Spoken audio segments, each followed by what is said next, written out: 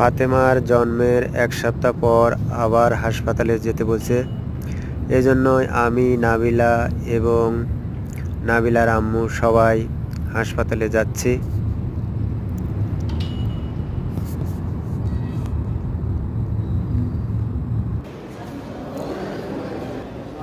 বিদেশের ডাক্তারগুলো অনেক সচেতন, তাই আবার আসতে বলছে।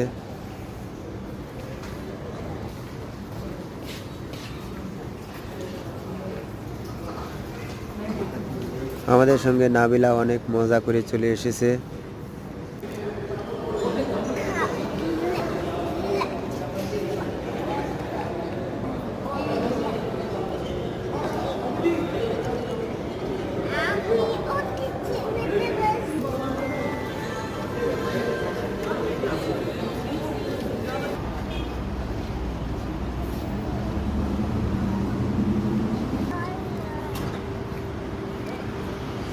আর কিছুক্ষণের মধ্যে আমরা ডাক্তারের রুমে যাব।